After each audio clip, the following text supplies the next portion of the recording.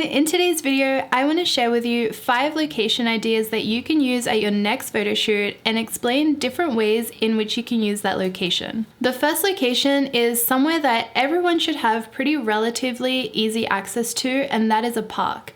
There's a lot that you can do with a park, even if it's a really plain one. You can use the trees as a backdrop to your photos, and with a portrait lens such as the 50mm or an 85mm, that will produce some really beautiful bokeh, especially if it's backlit.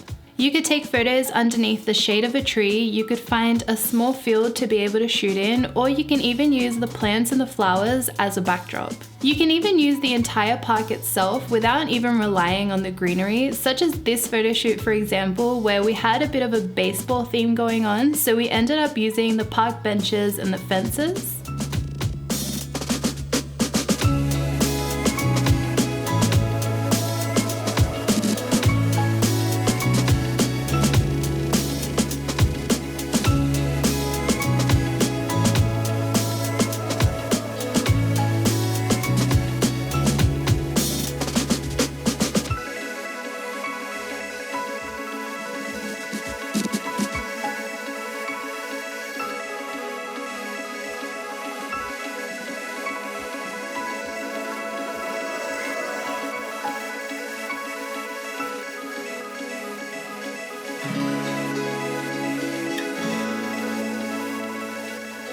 Location 2 is again somewhere that everyone should have pretty easy access to, and that is the suburbs.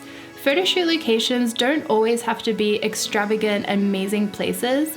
All you need is to find a spot that's big enough to fill the frame of your camera. Some of my favorite photo shoots have actually been at some of the most unlikely places, such as this flower bush that was hanging off the back of someone's backyard fence.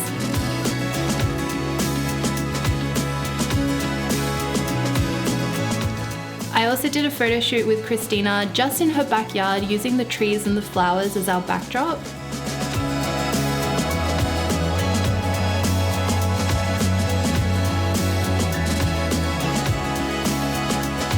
And I also have an entire video dedicated on how to make the most of a photo shoot in a suburb location. I'll leave that in the description below if you guys want to check that out. So when you're taking photos in the suburbs, you can use people's front yards as your backdrop. I would recommend to always ask for permission if you see the owner there, and also be really mindful of other people's properties if you're doing this. You shouldn't go trampling on anyone's garden, but you can use any trees, fences, plants and flowers that they have in their front yard.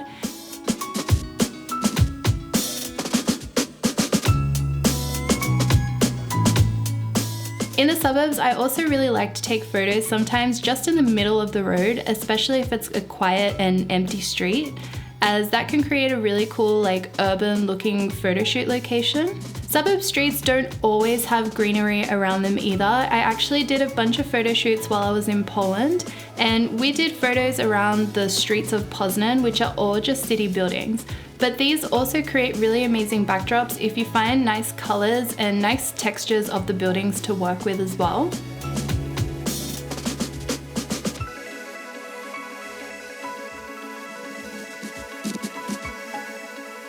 Location number 3 is the beach, and in Australia we're very lucky and we're spoiled for choices with beaches, and I often find that the beach itself and the surroundings of the beach are usually really great photo shoot locations. So beach photo shoots don't always have to be swimsuit related. I've done a couple of swimsuit photo shoots at the beach, but the majority of my beach shoots are actually just in normal clothes. I personally love using the beach as my photo shoot backdrop, as there are so many elements that you can work with. You have the ocean itself as well as the sand. There's often rocks and also trees and shrubbery at the beach as well. Sometimes you might even be able to find a really nice cliff to take photos at too. I also find that there are usually a lot of photogenic looking buildings by the beach as well, and these could be something like a surf club or a cafe that could make for really great backdrops. For example, this photo shoot I did was at a surf club which was painted all colourful colours, so we had a pink wall, an orange wall and a red wall to work with. Photographing at the beach is also really great, so you have a lot of space for you and the model to move around a lot. So if you want to do a really cool movement kind of shoot where you have your model moving or skipping around, the beach is a really great option for this.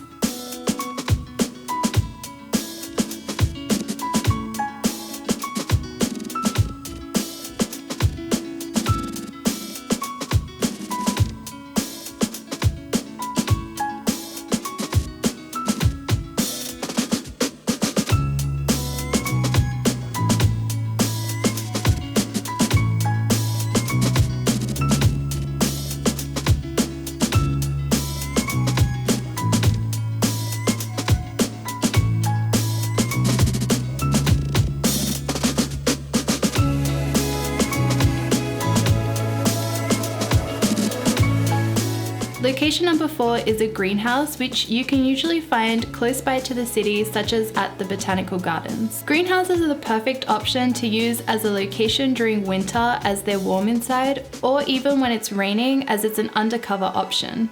It's also great if you have to shoot in the middle of the day when the sunlight is harsh, as the greenhouse itself will kind of diffuse the lighting a little bit and make it look a lot softer. Just like our first location of the park, you can use the trees and all the greenery inside the greenhouse as your backdrop. You can also use the pathways inside the greenhouse and the greenhouse walls themselves as the backdrop for your photo shoot. Greenhouses are also perfect to be able to get a few outdoor photos as well. The texture and the way that greenhouses are built make for a really interesting background for something a little bit different. Last but not least is another easy to find location, which are colored walls.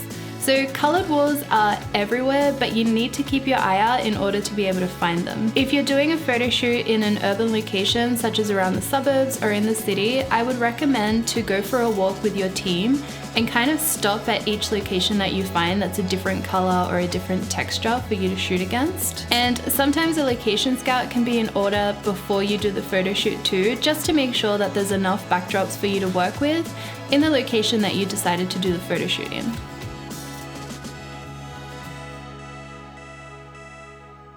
Well, I hope that's given you some ideas of where you can go for your next photo shoot. If one of these ideas stood out to you and you really want to shoot there, please let me know in the comments below, as I'd love to hear what you're planning to do next. If you have any questions, as always, please let me know, as I love hearing back from you. Otherwise, thank you so much for watching, guys, and I'll see you all next time. Bye!